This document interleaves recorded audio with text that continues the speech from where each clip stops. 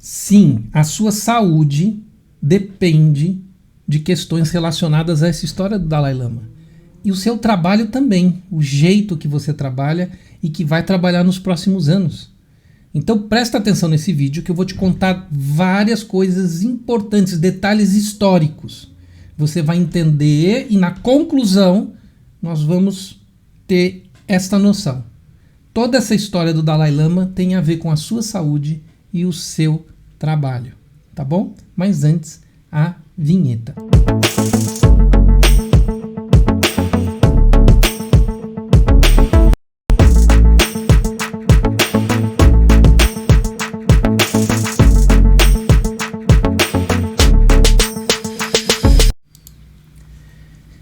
Então, eu vou mostrar para você até o final desse vídeo, com dados, as questões relacionadas à sua vida.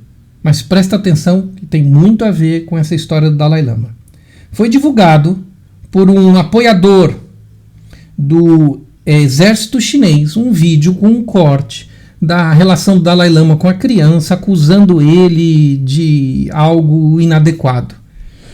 As mídias indianas que acabaram divulgando isso já se desculparam e foi comprovado que o governo chinês estruturou robôs na internet para propagar a popularidade da publicação e ela ganhar capacidade na mídia, né? Isso se chama ataque cibernético e é uma das maneiras hoje em dia, né, usadas por muitos países para divulgar determinadas ideias, propagandas e coisas do tipo, mas esse não é o assunto desse vídeo.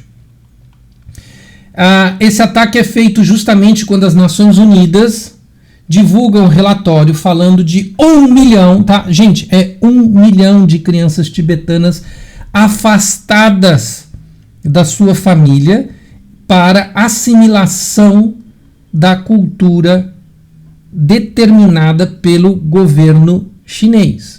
Nós estamos falando de campo de concentração, nós estamos falando de afastamento de crianças da família, tá bom? Então, olha a data aqui, gente, 6 de fevereiro, tá? O vídeo é publicado no início de março, né? Período em que isso iria ganhar a mídia depois desses relatórios divulgados, tá? Então perceba o momento político. O Dalai Lama ganhando voz, dando voz, né, ganhando voz porque ele está trabalhando na questão da sua sucessão, né, quem será o próximo Dalai Lama, e surge essa questão dos campos de concentração. O que se faz? Uma tremenda propaganda para criar uma cortina de fumaça sobre um hábito, uma tradição tibetana para ocultar informações importantes. Eu vi muita gente falando, coitada da criança abusada. Quantas dessas pessoas que vocês ouviram falar da criança que deu entrevista dizendo que não aconteceu nada, da mãe da criança, mas não falaram de 1 milhão de crianças sendo afastadas dos seus pais, tá bom? Então pensa um pouco nas proporções que a sua mente recebe as informações, né? Para você ver como você muitas vezes pode estar sendo conduzido da maneira errada. Mas aqui eu vou esclarecer coisas para você, tá bom? Então vamos lá. Por que essa questão tibetana é tão importante? Olha o tamanho do Tibete dentro do Tibete cultural dentro da Índia.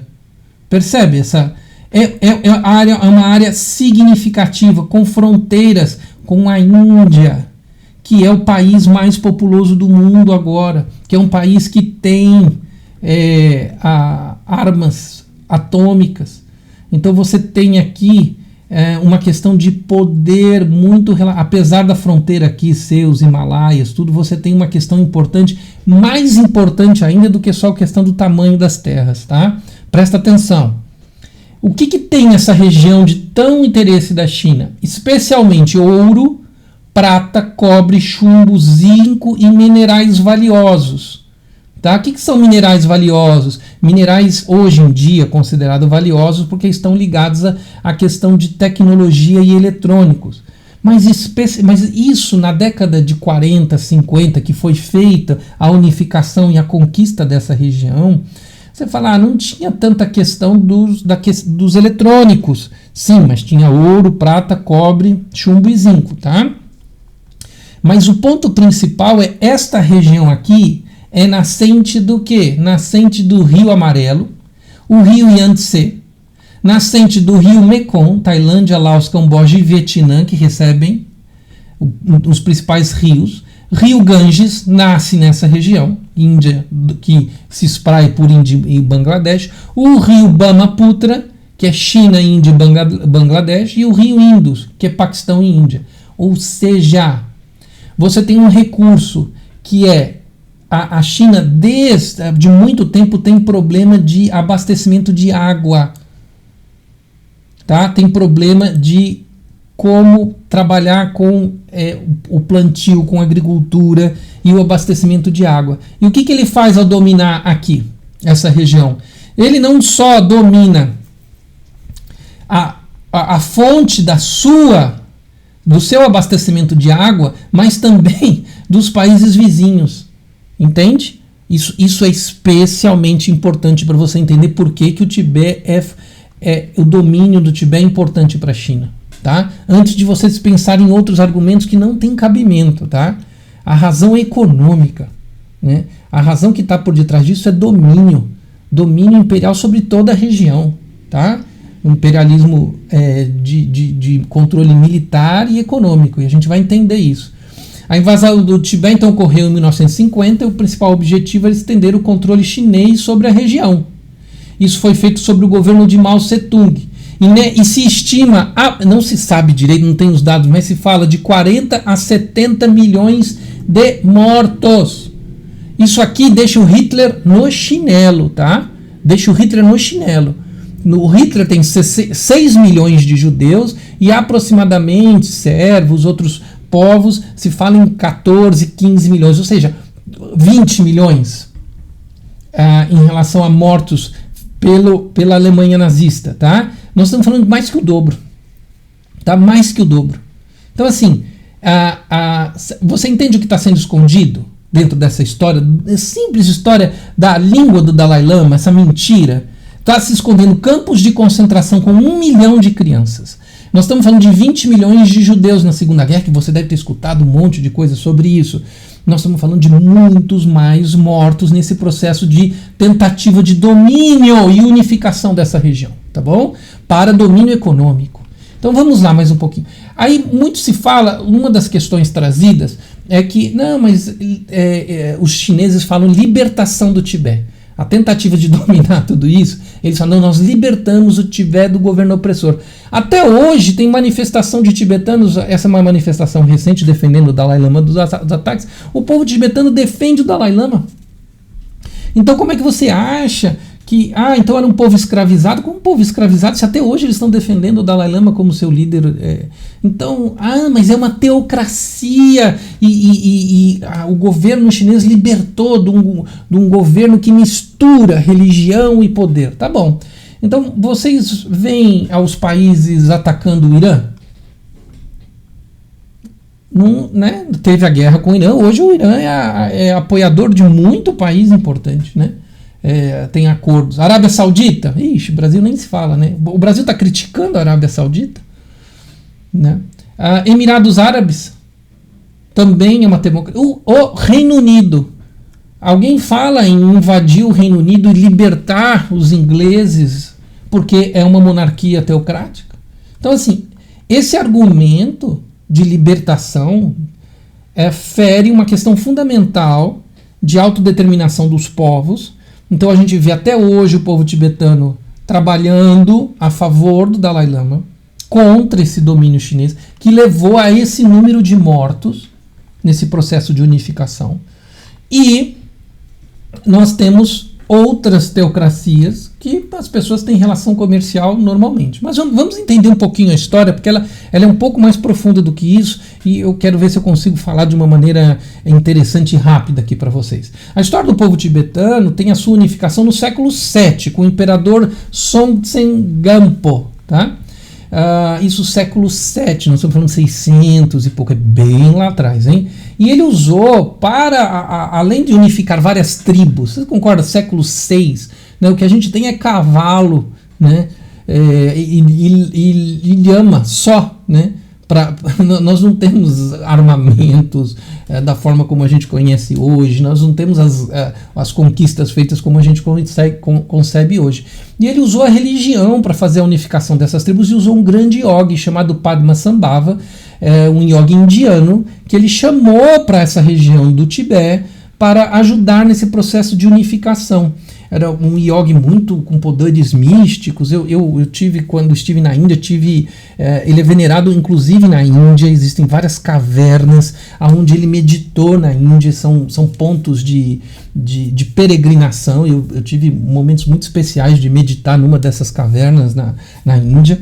E Padmasambhava, então, é esse que se juntou ao rei Songtsen-Gampo, fazendo essa unificação, né, das tribos ali na região, no século VII, período de grande poder, tá? Que se iniciou chamado Império Tibetano, tá?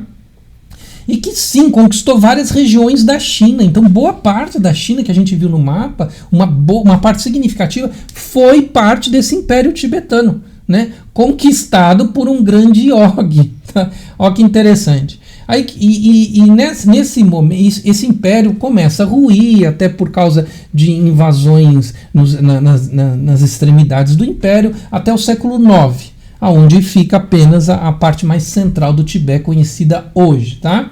Então você tem, olha quanto tempo, gente, nós estamos falando do século VII até o século IX, né? De um domínio tibetano sobre boa parte da China. E no século XI nós temos outro famoso yogi, que é Milarepa, com uma história fantástica de transformação pessoal e muito importante para a cultura tibetana, o yogi Milarepa, tá?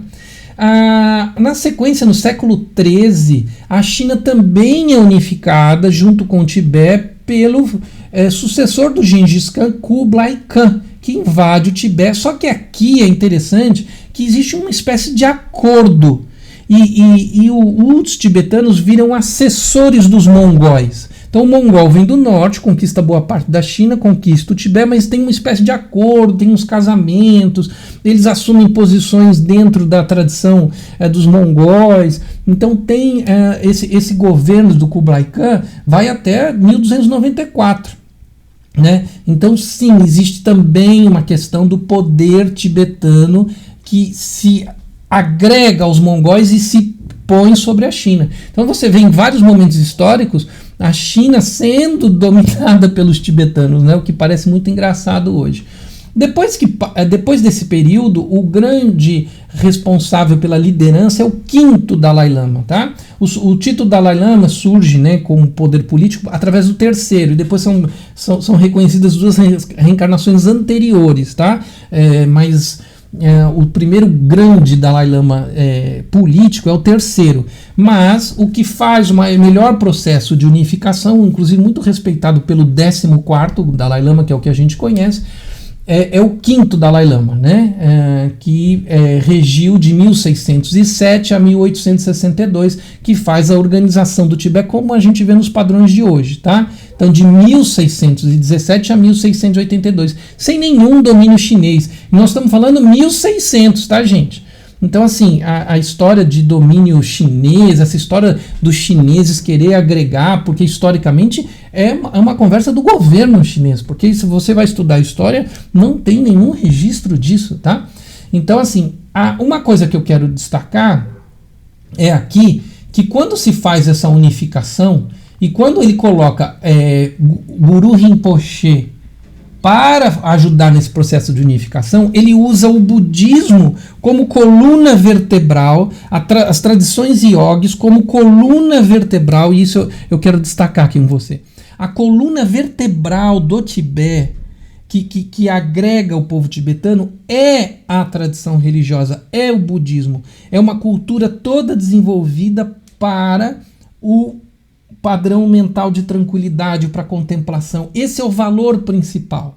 Perceba que você está numa sociedade que pode valorizar o dinheiro, que pode valorizar o consumo, que pode valorizar a família, que pode valorizar diversas coisas, né? Pode uma sociedade como uma parte, né, do momento da Grécia que valorizava, por exemplo, a discussão política, né, ou a filosofia, mas lá no Tibete se montou uma cultura desde o século VII baseada no budismo, que significa os processos contemplativos e os processos de tranquilização e estudo da mente. Então os mosteiros, porque é uma sociedade, para nós entendemos, de característica feudal, onde o centro do feudo eram, né, o senhor feudal e as igrejas na sequência, esses eram os mosteiros. Então, você tem que imaginar que a evolução que nós tivemos depois das grandes nações desenvolvidas a partir da unificação de vários feudos na Europa, no Tibete, isso se manteve dentro de um processo de feudos ligados a mosteiros, tá? Então, é uma questão de posicionamento. Mas por que não avançou para grandes nações? Porque o foco daquela sociedade não era o comércio, quando as grandes nações começam a trabalhar nas trocas comerciais e no seu empoderamento através, né, dos comércios. Não, o empoderamento, a busca da sociedade tibetana era através da tradição, do desenvolvimento do processo mental, das práticas contemplativas, uma cultura que se desenvolve a partir do estudo da mente e da fé religiosa, tá bom? Então perceba que as sociedades podem se estruturar de maneiras diferentes, né? Ela não precisa, porque se buscou a acumulação de capital numa sociedade, não significa que outras sociedades podem se estruturar da mesma maneira. Vamos voltar aqui então para a gente finalizar. E aí você vai entender o que tem a ver com o seu emprego. Eu vou dar um salto então eu estou explicando quais são esses minerais, né? Que tem no Tibete e que tem esse valor importante, né? Nós temos o nióbio para supercondutores, o lítio para fabricação de baterias e o tântalo, que é para outros dispositivos de telefones e computadores, tá? Por isso, hoje em dia, o Tibete é muito importante para a China, porque ela quer o domínio das novas tecnologias, né? E o que eu já falei da água, né? Ela tem um sério problema de a questão de água e também de fonte de energia elétrica. E aí você tem a questão de poder gerar energias hidroelétricas, né, a partir se você controla esses rios. Um outro ponto que você precisa entender é que esse processo do ganho de domínio da China passa só pela questão tibetana, né, de ir atrás das águas e das fontes minerais para os produtos. Eles querem as tecnologias também. Então você imaginar que o PIB de Taiwan é 586 bilhões, o do Brasil é 1,3 trilhões. Então, então é quase metade, né, o PIB de Taiwan do Brasil. Só que o Brasil tem mais de 230 milhões de habitantes e Taiwan tem 1/10 da população, né, com metade do PIB. Então, assim, é muita riqueza. E o que Taiwan tem? Taiwan tem um grande domínio sobre a tecnologia de eletrônicos e informática. Ela é inovadora na área de pesquisa e desenvolvimento, né? Ela tem acordos de livre comércio com os principais países do mundo, coisa que a China não tem. Isso que é curioso, porque tem países que têm embargo com a China, não tem embargo com Taiwan. E a localização estratégica, né? Ela está ali no Estreito de Taiwan, que liga o mar da China Oriental com a China Meridional. E a infraestrutura de transporte e de comunicação é extremamente moderna. Então, o domínio da China vai para não só tentando as garras na questão energética e mineral, né, do Tibete, né, para dominar principalmente os países em volta, mas também sobre Taiwan, porque ela abraça, né, não só a fonte da produção tecnológica, mas também a linha final, né, ao fazer esse domínio sobre Taiwan. E agora eu vou chegar na tua saúde e no teu trabalho, que era o que eu prometi neste vídeo. Essa civilização construída em torno dos estudos do budismo e dos estudos da mente humana e no desenvolvimento das técnicas contemplativas e da meditação fez com que o Dalai Lama abraçasse institutos de pesquisas, universidades, e surgisse uma troca de conhecimento. E hoje em dia, por exemplo, o Mind Life Institute é um dos exemplos onde os principais cientistas que estudam, por exemplo, o cérebro humano estão em conexão com os principais monges da tradição tibetana, mostrando do que a mente humana é capaz. E isso tem a ver com muitos problemas que a humanidade tem hoje, quando a gente tem grandes problemas de depressão, grandes problemas de consumo de drogas na humanidade como um todo. Os problemas de ansiedade, e as soluções para isso são soluções de saúde mental. E os tibetanos, junto com os grandes cientistas, têm um diálogo amplo sobre isso e pesquisas validadas sobre a ciência. Então, acabar com a cultura tibetana é acabar com um modelo que se desenvolveu para a saúde mental. Então, muito da sua ansiedade, muito do seu problema de depressão, de propósito, pode ter soluções através desses trabalhos de encontro entre a nossa ciência e essa cultura milenar dos tibetanos. E isso está sendo diretamente atacado, por exemplo, quando você tira 1 milhão de crianças dos pais e acaba com a cultura tibetana, porque você não consegue renovar a cultura, você não consegue transmitir essa cultura. Você tirou as crianças, como é que você vai transmitir essa cultura para frente? Você está tentando acabar com um conhecimento da humanidade, né? Então isso tem diretamente a ver com a sua saúde mental, com a saúde mental dos seus sobrinhos, dos seus filhos, tá? Então é importante você entender isso. A outra coisa que eu quero dizer é sobre a autonomia dos povos. Cada povo tem direito a fazer suas escolhas, e isso está relacionado ao direito fundamental dos povos, é reconhecido na Carta das Nações Unidas. Então, se o povo tibetano quer ter o Dalai Lama como seu presidente, é uma escolha do povo tibetano. Não se pode um povo, né, o Brasil, interferir na escolha do presidente da Argentina ou do presidente do Uruguai. Tá bom? Então, isso fere acordos internacionais. E isso está sendo ferido nessa situação e pouco se fala por questões econômicas. Mas olha o ponto fundamental das águas, e isso tem a ver com o seu trabalho. Tem a ver com o seu trabalho porque eu já falei da produção de eletrônicos. Essa produção de eletrônicos vai ter todo o seu processo unificado nas mãos dos chineses. Ou seja, toda a tecnologia e o desenvolvimento tecnológico do mundo, que já é altamente dependente, vai se ampliar muito e muito mais essa dependência em relação à China. Tá? E nós temos aqui a questão nesse primeiro quadro, eu tenho aqui a produção, isso aqui não ficou claro, né? Eu vou deixar. Aqui a produção de água doce, tá? Água potável, esse aqui. Eu vou escrever aqui para ficar bem claro para vocês. Ó. Água doce. Tá? Isso aqui é as reservas de água doce do mundo. Só para você ter uma ideia, o Brasil tem 12%, a Rússia tem 9%, Canadá tem 7%, Indonésia tem 6% e a China tem 6% da água do mundo. Tá? Então, assim, agora olha que grave. A Índia tem 4% da água doce do mundo. Só que eles têm a maior população do mundo. Você consegue perceber que tem um problema mundial em relação a isso aqui? E o movimento da China de controlar essas regiões que têm falta de água é interessante para a China aumentar o seu poderio? Agora olha a população. O Brasil tem 12% da água do mundo, mas só tem 2,7% da população mundial. A Rússia tem 9% da água do mundo, mas tem 2% da população mundial. Então a Rússia não tem um problema com a água, né? Agora, o Canadá tem bastante da água e pouco problema. Então o Canadá, isso não é um ponto-chave para o Canadá. Agora, para a China é. Ele tem 6% da água do mundo e água potável, tá?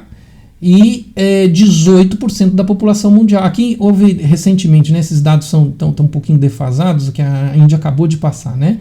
Mas você vê, o problema é mais grave ainda na Índia, com 4% da água do mundo e com 18% da população, né? Então, o que você começa a ver é que a água passa a ser uma questão fundamental dentro.